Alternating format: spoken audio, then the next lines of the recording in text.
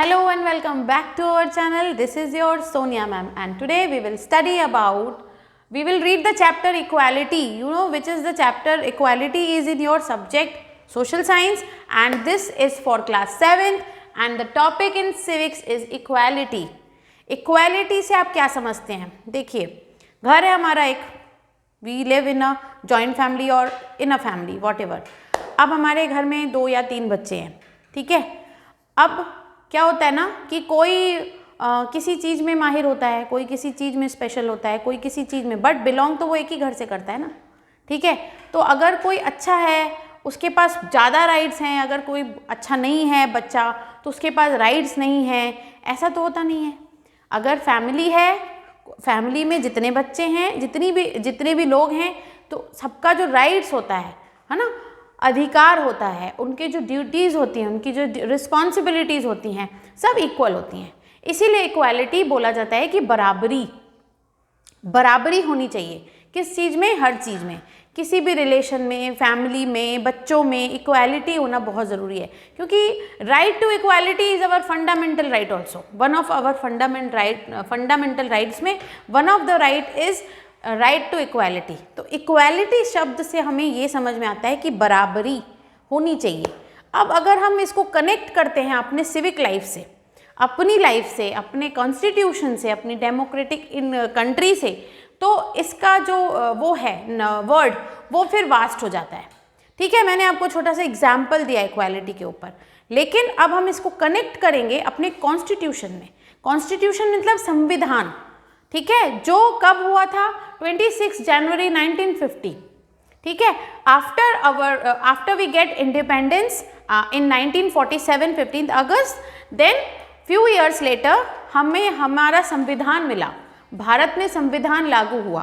तो कॉन्स्टिट्यूशन आया जब डेमोक्रेटिक हुई, जब इंडिया जब डेमोक्रेटिक हुआ तो उसमें फंडामेंटल राइट्स इंक्लूड हुए। तो इतने जो भी फंडामेंटल्स हमारे राइट्स हैं हम पढ़ेंगे उसके बारे में भी। तो one of the important fundamental right is right to equality, ठीक है। तो आज हम उसके ऊपर पढ़ने वाले हैं कि किस तरह से इक्वालिटी को लाया गया, किस तरह से इक्वालिटी के ऊपर चर्चा की गई, किस तरह से लोग जागरूक हुए, अवेयर हुए कि yes right to equality is our fundamental right, ठीक है। तो ये इस चीज़ के बारे में हम इस चैप्टर में पढ़ने वाले हैं। तो let's begin. Equality one of the pillar of Indian democracy. Pillar है वो, डेमोक्रेसी का पिलर है। अगर आपको एक डेमोक्रेटिक इंडिया में रहना है और अगर आप उसमें रहते हैं तो one of the most important pillar is equality. अगर आपके अंदर इक्वालिटी नहीं है, आपको लग रहा है कि मैं इक्वल नहीं है हम, तो क्या होगा? वो जो स्मूथली रन होनी चाहिए जो चीज़, वो नहीं हो पाएगी, बिकॉज वो चीज़ चलती रहेगी कि हम तो हमारे साथ पार्शियलिटी होता है, हमारे साथ डिस्क्रिमिनेशन होता है, हमारे साथ ये होता है, हमारे साथ वो होता है, तो फिर वो कोई अच्छे से कोई भी चीज़ हम नहीं रन कर पाते हैं अच्छे से। तो इंडिया को सक्सेसफुली रन करने के लिए वहाँ पे जो फंडामेंटल राइट इक्वालिटी है वो बहुत इम्पॉर्टेंट पिलर है हमारे कॉन्स्टिट्यूशन का, ठीक है। नेक्स्ट है, इसमें बोला गया है कि प्रेम्बल एंड इंट्रोडक्शन दे रही हूँ मैं आपको किस में? इक्वालिटी के ऊपर। We the people of India having solemnly resolved to constitute India into a sovereign, socialist, secular, democratic republic and to secure to all its a citizen। ये हमारा प्रायर धर्म है कि हम इंडिया में, जो डेमोक्रेटिक इंडिया में, सॉवरेन इंडिया में रहते हैं, हम हर एक सिटीजन को एक सिक्योर फील करवाएं कि वो यहाँ रह रहे हैं। इट मीन्स कि they all are secure as a citizen. Citizen के रूप में उन लोगों की सिक्योरिटी यहाँ पे पुख्ता है, मजबूत है, okay. Justice, social, economic and political liberty of thought, expression, belief, faith and worship, equality of status and opportunity and to promote among them all. सबके लिए कानून बराबर है, सोशल लाइफ बराबर है, वर्शिप करना इक्वली है, जिसको चाहे आप वर्शिप करो, जो भी रिलीजन आप फॉलो करो, किसी भी तरह की इक्वालिटी है आपके पास। इस चीज़ों का ध्यान रखना, उनको सिक्योर कराना बहुत ज़रूरी है। आप कैसा स्टेटस फॉलो करते हैं, किस तरह से आप प्रमोट करते हैं, ठीक है, ये सब चीज़ें। And to promote among them all, fraternity assuring the dignity of individual and the unity and integrity of the nation. हमारी यूनिटी, नेशन की यूनिटी, इंटीग्रिटी ये शो करता है हमारा कॉन्स्टिट्यूशन कि हाँ, इंडिया में इतना डाइवर्सिटी होने के बाद भी एक यूनिटी है और उनकी एक सिक्योरिटी है एज अ सिटीजन। ठीक है। In our constitution assembly the 26th day of November 1949 में 26th डे ऑफ नवंबर मतलब 26 नवंबर को क्या हुआ था? Hereby adopt, enact and give to our self this constitution. ठीक है। 49 में कॉन्स्टिट्यूशन आया, 26 जनवरी को वो लागू होना स्टार्ट हो गया, जिस दिन हम लोग अपना रिपब्लिक डे सेलिब्रेट करते हैं 1950 से। ठीक है। तो उसके कुछ महीने पहले 26 नवंबर को 1949 में इसको एडॉप्ट किया गया कि ये कॉन्स्टिट्यूशन हमारे भारत देश में आएगा, तभी लोग यहाँ पे समानता से रह पाएंगे और अपनी डिग्निटी को मेंटेन करते हुए रह पाएंगे। तो ये उनको एक अधिकार मिला, ये उनको एक स्वतंत्रता दी गई कि हाँ, ये आप कर सकते हो, ये इक्वालिटी हमारे देश में मेंटेन रहेगी। तो उस टाइम से ये एडॉप्ट किया गया कॉन्स्टिट्यूशन में। ठीक। And the Indian constitution came into force on January 26, 1950। As I told you, अभी मैंने आपको कहा कि 1950 में 26 जनवरी को इस चीज को फॉलो किया गया, है ना। 284 members of Constitution Assembly signed the handwritten documents on January 24, 1950. 2 days after, on 26 January, India celebrated its first Republic Day. जब सब चीजें सेटअप हो गई कि इस तरीके से कॉन्स्टिट्यूशन चलेगा, इस वे से करेगा, then they decided on 24th of January 1950 and they written all the documents in handwritten documents because they all sat in a one place and decided what to do, what to not do and how the constitution will be run. So on that day they had made a written documents over there and then finally they decided that India will celebrate their first Republic Day on 1950, 26 January 1950. Okay. अब आते हैं अंबेडकर जी के बारे में। Ambedkar was the chief architect of our constitution. Chief architect, constitution को build करने में architect का रोल क्या होता है? वो बिल्डअप करता है, वो डिजाइन करता है चीजों को, है ना। वो बताता है इस तरफ ये, इस तरफ ये, इस तरफ ये। तो कॉन्स्टिट्यूशन का आर्किटेक्ट किसको माना गया? डॉक्टर अंबेडकर जी को, है ना। It is because of him that our constitution covers a wide range of civil liberties including the freedom of religion and the abolition of untouchability. अब जो प्रथा चली आ रही थी अनटचेबिलिटी की, अछूतपने की, जो भी हम हिस्ट्री में पढ़ चुके हैं, उस चीज को एबॉलिश करने में सबसे ज्यादा मेन रोल किसने प्ले किया था? डॉक्टर अंबेडकर जी ने किया था। तो उनका जो contribution towards the setup of constitution में है वो बहुत बड़ा वास्ट है, क्योंकि उन्हीं की थॉट्स की वजह से क्या हुआ था? सिविल लिबर्टीज आई रेंज में, civil liberties I, everyone has had their freedom to choose any religion, they follow their own religion without any restrictions। तो ये उनकी वजह से आया, तो ये उन्होंने एबॉलिशन भी किया अनटचेबिलिटी के ऊपर। The Indian Constitution recognized every person as equal and from that day till now day क्या हो रहा है कि इंडियन कॉन्स्टिट्यूशन ने सबको इक्वल ही माना, चाहे वो किसी भी जाति का हो, किसी भी धर्म का हो, कहीं से भी बिलोंग करता हो, बट अगर वो सिटीजनशिप उसकी इंडिया की है तो we all are equal. Okay. तो every individual in the country including male, female, from all caste, religion, tribes, education, economic background are recognized as equal. In our country, there are laws to protect people from discrimination and ill treatment. If we are not treated as an equal, then there is a law also. अगर हमको treatment नहीं मिलता है अच्छा और हमें ये feel कराया जाता है कि आप इस जाति के हो या इस धर्म के हो, आपको एबॉलिश कर दिया जाएगा, then there are rules, there are laws to protect themselves from this type of discrimination.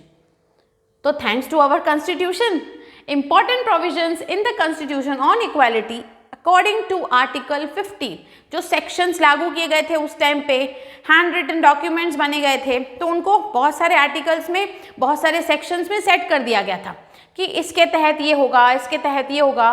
तो ये जो कॉन्स्टिट्यूशन ने बनाया था, एक लॉ बनाए थे, एक कॉलम्स में, रिटन डॉक्यूमेंट्स में उन्होंने सब चीज़ डिस्क्राइब कर दी थी कि अगर इस तरह से होता है तो क्या लागू होगा, इस तरह से अगर होता है तो उसके ऊपर किस तरह की कौन सी चीज़ों को हम लागू कर सकते हैं। तो आर्टिकल 15 के थ्रू उन्होंने प्रोविजंस बनाए थे इन आवर कॉन्स्टिट्यूशन। जैसे first, every person is equal before law, law के पहले भी सब लोग इक्वल हैं, उन्होंने ये तय कर दिया था। No person can be discriminated against on the basis of the religion, race, caste and gender. Gender के ऊपर भी डिस्क्रिमिनेशन नहीं हो सकता है, कास्ट तो होगा ही नहीं, उसमें भी डिस्क्रिमिनेशन नहीं हो सकता है, ये चीज़ उन्होंने लागू की थी। एंड उसके बाद क्या हुआ था कि रेस, किसी भी रेस को अगर बिलोंग करता है, कास्ट को बिलोंग करता है, जेंडर को बिलोंग करता है, तो डिस्क्रिमिनेशन नहीं हो सकता। Okay, third, every person has access to all public places including playground, shop, market, hotels. All person can use public wells, roads, bathing guards. मतलब there is no restriction for any one person belong to particular caste, particular religion. Everyone has right to use the public roads, use the public wells, use the public bathing places। तो इसमें किसी भी तरह का किसी को कोई रोक नहीं लगती है। Untouchability is abolished. अब यहाँ पे सबसे मेन बात हुई थी उस टाइम कि अनटचेबिलिटी को एबॉलिश्ड कर दिया गया था, मतलब रोक दिया गया था, अब नहीं कर सकते। इस चीज़ को उन्होंने बहुत बहुत बहुत सफ़र किया था उन लोगों ने उस टाइम पे, जिसकी वजह से डॉक्टर अंबेडकर जी को एक बहुत बड़ा स्टेप लेना पड़ा था। तो आफ्टर दैट जब कॉन्स्टिट्यूशन जब बनने वाला था, उसके पहले भी इस चीज़ के बारे में बहुत सारी बातें हो गई थी। फाइनली इस चीज़ को यहाँ से एबॉलिश कर दिया गया था कि नो अनटचेबिलिटी, कोई अनटचेबिलिटी नहीं होती है, उस तरह के लोगों को बैड ट्रीटमेंट नहीं मिलेगा। Okay, in order to implement the equality that is guaranteed in constitution, the government has taken 2 important step.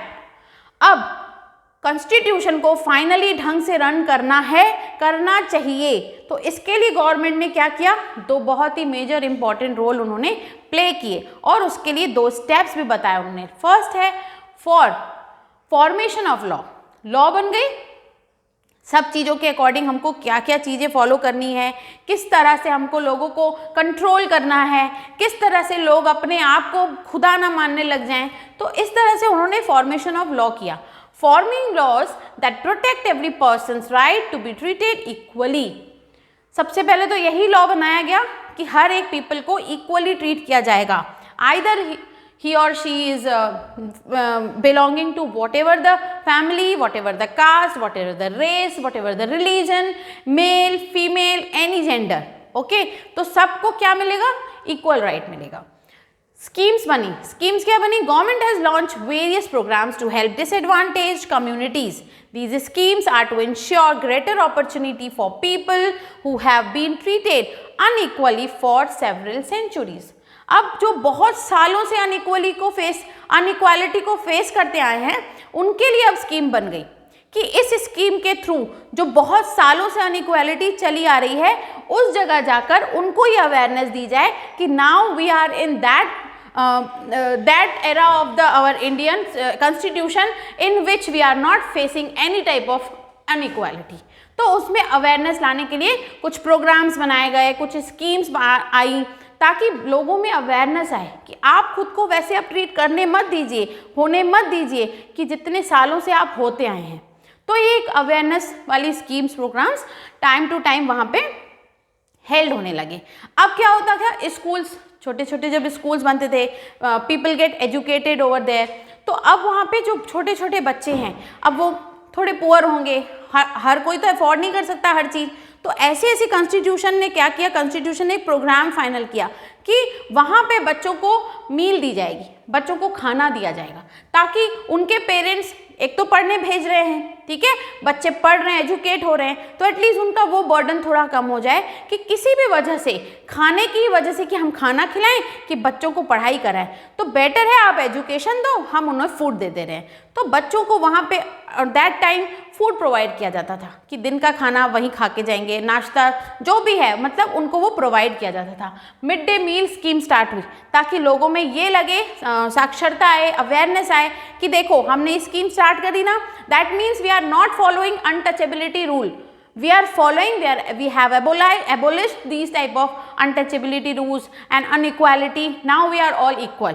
तो इसके लिए वो धीरे धीरे स्कीम स्टार्ट करने गए ताकि लोगों को ये लगे हाँ सच में लोग हमें अब अपने जैसा ही शामिल कर रहे हैं, अपने को हमें खुद की तरह ट्रीट कर रहे हैं। तो ये स्कीम्स लगाना बहुत ज़रूरी था। Mid day meal scheme refers to the program introduced in all government elementary schools to provide children with cooked lunch। अब जितने सरकारी स्कूल थे वहाँ पे धीरे धीरे धीरे धीरे इस चीज़ को फॉलो करते गए और सबसे ज़्यादा फॉलो किया था कि बच्चों को कुक्ड फूड मिले ताकि वो पढ़ने में ध्यान रहे और यहाँ उनका पोषण होता रहे। तो Tamil Nadu was the first state to start the mid day meal in schools. तो ऑन दैट टाइम तमिलनाडु में सबसे पहला mid day school meal provide किया गया, ठीक है, वही पहला ऐसा स्टेट था। In 2001, the Supreme Court instructed all states to implement midday meal scheme in their school। अब ये तो होता था वहाँ पे, कुछ कुछ स्कूलों में होता भी था, कहीं कहीं नहीं भी होता था। तो 2001 में गवर्नमेंट ने पूरा अनाउंस कर दिया कि जितने भी जिस भी स्टेट में, जिस भी शहर में जहाँ जहाँ गवर्नमेंट स्कूल चल रहे हैं वहाँ पे आप बच्चों को मिड डे मील प्रोवाइड करिए। तो ये स्कीम तब से और ज़्यादा एनहेंस हुई। Mid day meal had many positive effects. अब इफेक्ट तो होगा ही, बच्चों को खाना मिल रहा है वहाँ पे तो अच्छी चीज़ है। दे फील इक्वल, एक्चुअली तो वो उनको पहली तो फीलिंग ये आएगी कि we all are equal and eating food with like in a family, है ना, तो फैमिली में हम फूड ले रहे हैं। तो देखो more poor children began enrolling in regularly attending school. अब जिनको घर पे खाना नहीं मिलता था अब ये सोचकर स्कूल जाएंगे कि चलो वहाँ पे एक टाइम खाना मिल जाएगा। तो इससे फ़ायदे क्या हो रहे हैं? दो फायदे हो रहे हैं, एक तो उनकी अनइक्वालिटी दूर हो रही है, दूसरा वो एजुकेट हो रहे हैं। किसी भी पर्पज़ से अगर हम उनको प्रोत्साहित कर रहे हैं या हमें उनको कुछ लालच देनी पड़ रही है कि आप स्कूल आओ पढ़ो, तो इट इज़ ओके, ठीक है, उनका भला हो रहा है ना, लाइक उनको खाना भी मिल रहा है और उनकी एजुकेशन भी हो रही है। तो बहुत बच्चे जो पुअर हैं, पुअर फैमिली को बिलोंग करते हैं, एटलीस्ट उनका एक टाइम का खाना भी हो जा रहा है ना। This programme help reduce caste prejudice because both lower and upper caste children in the school eat this meal together. यही कहा मैंने आपको। This program also provide food and nutrition to the children of poor families who were not able to provide healthy nutrition to their children। अब बच्चों को जो अच्छे से खाना नहीं खिला पाते, पुअर फैमिली के जो बिलोंग करते हैं, एक टाइम का भी खाना उनको मुश्किल से मिलता है, तब उन लोग क्या करते हैं, वो स्कूल भेजते हैं बच्चों को, एटलीस्ट एक टाइम तो उनको अच्छा खाना मिले जिससे उनको न्यूट्रिशन मिलेगा बॉडी में। तो ये जो प्रोग्राम्स रन हुए very benefited to that people who belongs to very poor family, ठीक है। एंड नेक्स्ट है उसका, अब civil rights movements in America start हुआ। रेस्ट रूम्स, वाइट कलर्स, देखो जैसे गोरे और काले का तो भेद चलता ही है, इवन आज भी बहुत सारी जगहों में ये चीज़ चलती है, लेकिन क्या है ना, उसका ज़्यादा महत्व नहीं रह गया। बट ये चीज़ पहले बहुत होती थी, गोरा अफ्रीकन, अमेरिकन, अफ्रीकन अमेरिकन बहुत चलता था। गोरे काले के लिए उन लोग में बहुत ज़्यादा लड़ाइयाँ भी होती थी, लोग प्रोटेस्ट क्या बोलते हैं, आंदोलन करते थे, धरना दे देते थे कि why we are treating bad, हमें इतना बैडली क्यों ट्रीट किया जाता है। तो उनके अंदर बहुत सारी गंदी भावनाएं आ जाती थी जिसकी वजह से वॉर, लड़ाइयाँ और ये सब चीज़ें अनसिविलाइज्ड हो जाती थी। तो सिविल राइट्स में क्या आता था ना कि अमेरिका में एक सिविल राइट्स मूवमेंट स्टार्ट हुआ। सिविल राइट्स मूवमेंट मतलब equal rights to all, equal rights now, civil rights, full employment freedom और I am a man, rest room, white colours, मतलब ऐसे होता था कि जो वाइट लोग हैं वो इधर जाओ, जो ब्लैक है वो इधर जाओ, इस तरह से ट्रीट किया जाता था वहाँ पे लोगों को। तो उन्होंने कहा जब राइट टू इक्वालिटी आ गई है, फ्रीडम आ गई है, then why we are treated in very bad manner. तो उनको बहुत दुख होता था, ना उनको जॉब मिलता था, एम्प्लॉयमेंट कमी हो गई थी, तो ये जो चीज़ें थी ना बहुत अनसिविलाइज्ड हो गई थी। तो लेटर ऑन क्या होता, African American way treated in unequally in US. US में ही अफ्रीकन और अमेरिकन को अलग अलग ट्रीट किया जाता था। For example when travelling by bus they either has to sit at the back of the bus और get up from their seat whenever white person wish to sit. ये गलत बात होती थी। अगर यूएस में अगर जो ब्लैक लोग होते थे ना, वो अगर बैठ जाते थे बस में, तो उनको बोला जाता था कि आप उठो क्योंकि वाइट पर्सन आ गया है, या तो उनको पूरा बैक सीट्स दी जाती थी। तो ये अनइक्वालिटी उधर लोगों में बहुत ज़्यादा फैल गई थी। उसके बाद क्या हुआ, civil rights movement in America started in late 1950 to push for equal rights for African American and to end racial discrimination. अब वो रेशियल डिस्क्रिमिनेशन वहाँ पे भी स्टॉप हो गई आफ्टर 1950। जिस तरह से इंडिया में हमने 1950 में इक्वालिटी को शो किया है ना, उसके लिए आवाज़ उठाई, उसका अधिकार दिया, कॉन्स्टिट्यूशन को डेमोक्रेटिक बनाया, लाइक दैट वे यूएस में भी अफ्रीकन और अमेरिकन, ब्लैक और वाइट पर्सन में जो होता था ना अनइक्वालिटी, उसको भी उन्होंने स्टॉप कर दिया और रेशियल डिस्क्रिमिनेशन को पूरी तरीके से ख़त्म कर दिया। फिर है on December 1, 1955, Rosa Parks, a 42 years old African American woman, boarded the bus to go home from work. On that day, Rosa Parks initiated a new era in the American quest for freedom and equality. जब वो बस में जा रही थी तब वो पहले बैठी थी। वो अफ्रीकन और अमेरिकन वुमेन थी। अफ्रीकन अमेरिकन का एक या दो मतलब होता है, या तो मम्मी पापा उनके अफ्रीकन अमेरिकन थे, या तो उन्होंने जिससे शादी की थी अमेरिकन से की थी और वो खुद अफ्रीकन थी। ठीक है, तो इस चीज़ में उन्होंने इस चीज़ को आगे बढ़ाया। उसी दिन December 1, 1955 से उन्होंने साबित कर दिया कि फर्स्ट सीट में मैं बैठ सकती हूँ, बिकॉज ऑल्दो वो क्या थी, ब्लैक थी और वाइट पर्सन पीछे बैठे थे और वो सामने बैठी थी। उस दिन से उन्होंने इस डिस्क्रिमिनेशन को भी खत्म कर दिया, स्टॉप कर दिया। This civil right act came into being in 1964 that prohibited discrimination on the basis of race, religion or national origin. अब 1965 में इसको पूरी तरीके से बंद कर दिया गया था।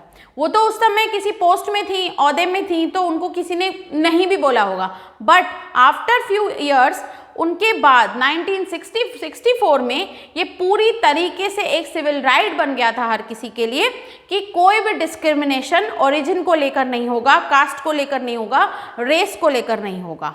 ठीक है, ये खत्म कर दिया गया था। एंड देन आते हैं डिसेबिलिटीज एक्ट 1995। अब 1995 में क्या हुआ था, this law states that person with disabilities have equal right and government should make possible there full participation in society. अब जो डिसेबल्ड पीपल हैं, लाइक किसी की आंख में कुछ प्रॉब्लम होगा, कोई सुन नहीं पाता होगा, किसी के हाथ नहीं होंगे, बाय बर्थ किसी के पैर नहीं होंगे, मतलब किसी तरह की भी डिसेबिलिटी, स्पेशल पीपल जिनके साथ हम आज पढ़ाई कर रहे हैं, जिनके टॉपिक्स में हम पढ़ते हैं, तो उस टाइम भी ऐसे लोग होते थे। उस टाइम भी ऐसे लोग होते थे कि किसी को जो पोषण नहीं मिलता था प्रेगनेंसी के टाइम, तो उनके बच्चों में बहुत सारी प्रॉब्लम्स आ जाती थी और उनको वैसे जीना पड़ता था। ये एक बहुत बड़ी सच्चाई और बहुत बड़ा एक आप बोल सकते हैं लैक पॉइंट है हमारे पास कि हम कुछ नहीं कर सकते हैं इसमें। This is not in our hand कि हम इसके ऊपर कुछ कर सकें, या रिसर्च भी नहीं कर सकते हैं। ये ऐसा एक पॉइंट है कि वो ऐसे लोगों को जन्म लेना ही पड़ता है और उनको अपनी इस कमी के साथ जीना ही पड़ता है। तो अब उस समय क्या हो गया था, 1995 में ऐसे लोगों उसके पहले 95 के पहले ऐसे लोगों को समाज से अलग कर दिया जाता था कि अरे ये तो कुछ कर नहीं पाएगा, अरे इसका तो एक हाथ नहीं है, अरे इसका तो पैर नहीं है, अरे तो ठीक से देख भी नहीं पाता, मुंह उसका टेढ़ा है। तो ऐसे लोगों बच्चों के साथ बहुत ज़्यादा एक बुरी फीलिंग के साथ उनको जन्मा जाता था, उनके साथ जिया जाता था, उनको इग्नोर किया जाता था। तो 1995 में गवर्नमेंट ने ये इस्टेब्लिश किया रूल कि उन लोगों को भी जीवन जीने का अधिकार है, उन जो लोगों के साथ भी जिया जा सकता है, उन्हें आपको अप्रिशिएट करना है। You have to appreciate them and make them feel good to bright their future. Okay, you have to help them, to encourage them, to promote them कि आप आगे कुछ और अच्छा कर सकते हैं। ठीक है, तो government has to provide free education and integrated children with disabilities into mainstream schools. पढ़ाई को फ्री कर दिया गया गवर्नमेंट ने ताकि बच्चों को पढ़ाई के साथ कनेक्ट कर सकें। अगर वो एजुकेटेड रहेंगे तो उनमें कॉन्फिडेंस बढ़ेगा। विदाउट एजुकेशन कॉन्फिडेंस लेवल हो ही नहीं सकता। तो आप जितना एजुकेशन लेंगे आप उतने कॉन्फिडेंस होते जाएंगे। तो कॉन्फिडेंट और एजुकेशन दोनों की सेम मात्रा में अगर एक बच्चा ग्रो करता है तो उसको समाज में उतनी रिस्पेक्ट अपने आप मिल जाती है। एंड दैट डजंट मैटर कि तुम किस फैमिली के हो, तुम किस कास्ट के हो, तुम स्पेशल पर्सन हो, नो, इसका कोई मतलब नहीं रहता है। तो गवर्नमेंट ने उनको फ्री एजुकेशन दिलवाई। The law also states that all public places including buildings, schools, shopping malls, etc. should be accessible and provided them with ramp. मतलब अब वो हर जगह जा सकते हैं, कहीं पे भी घूम सकते हैं। लोगों की दृष्टिकोण, लोगों का नज़रिया शुड चेंज, उनको बदलना पड़ेगा, है ना। वो जब बदलेंगे, उनके साथ जीना सीखेंगे, they accept them and they will also accept them. तो दोनों जब एक दूसरे को एक्सेप्ट करके चलेंगे तभी एक स्मूथ कॉन्स्टिट्यूशन को हम रन कर पाएंगे, या उस सोसाइटी में हम एक दूसरे को एक्सेप्ट करके चल पाएंगे। तो ये गवर्नमेंट का जो मेन मोटो था इसी वजह से था कि स्पेशल पीपल्स को भी एक गुड ट्रीटमेंट मिलनी चाहिए, एक हेल्दी ट्रीटमेंट मिलनी चाहिए, जिससे वो अपने आप को नीचा ना समझे, हीन भावना में ना आए। दे फील दैट कि we can also do something good, we can do something new. तो वो अपने अंदर एक क्रिएटिविटी को लेकर आ सकते हैं।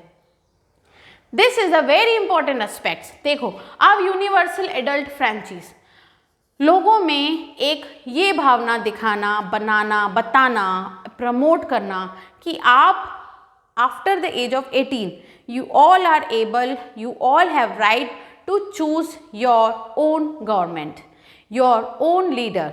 ठीक है, आपको कौन सी सरकार चाहिए, आप किसके ऊपर फेथ कर सकते हैं, ये आपका, सिर्फ आपका और सिर्फ आपका ही वो होना चाहिए, मत होना चाहिए। ठीक है, you are not bounded, you are not to be going to be any force to you कि please voters voters voters, no, you are मतलब you are the only one जिसको अपनी सोच से, अपने ही मत से वोट देना चाहिए, अपनी सोच से कि आप क्या सोचते हैं, है ना। तो हमें कोई फोर्सफुली नहीं बोल सकता है कि आप मुझे वोट करो, नहीं, ये मेरा पर्सनल अधिकार है। Right to vote, right to vote is also a fundamental right. ठीक है, तो ये आपका फंडामेंटल राइट है कि आप जिसको चाहें वोट कर सकते हैं, आपको कोई फोर्सफुली नहीं करवा सकता है।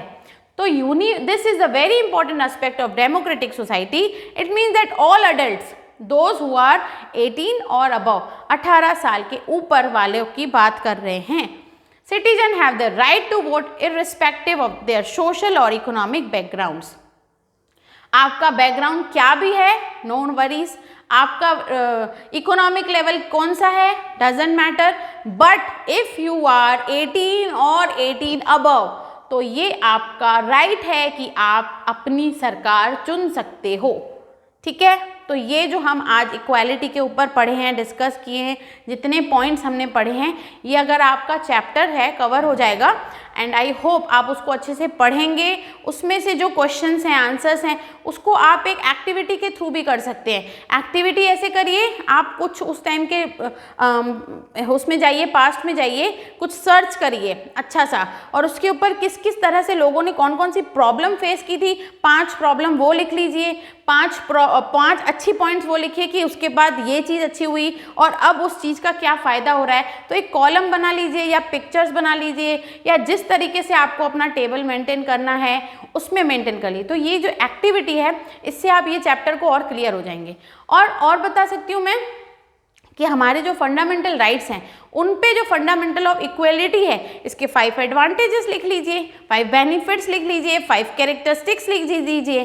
तो after completing this chapter reading आप क्या कर सकते हैं, इसके बैक एक्सरसाइज तो करनी है, वो तो मस्ट है, वो तो आपको करना ही है, बट एक्स्ट्रा वर्क आप ये कर सकते हैं क्लास में अपने आप को और अच्छा प्रूफ करने के लिए। आप इससे रिलेटेड एक्टिविटी कर लीजिए और फिर अपना प्रूफ करिए कि वी आर ऑल्सो बेस्ट, है ना। तो खुद को अंडर एस्टिमेट कभी नहीं करना चाहिए and always appreciate your self. आप वेट मत करिए कि कोई मुझे अप्रिशिएट करे, अरे लोगों को तो टाइम रहे नहीं रहे, you appreciate yourself, yes I can do, yes I can do, beat yourself not others. अपने आप को हराइए, अपने आप से जीतिए, तो लाइफ यहीं पे सिंपल हो जाती है। सो इसी उम्मीद के साथ कि आपको ये चैप्टर अच्छा लगा, फिर मैं आपके सामने आती हूँ नया चैप्टर लेके 7th का history geography. I will continue it with my next videos, and for this please like, share and subscribe my channel. Thank you.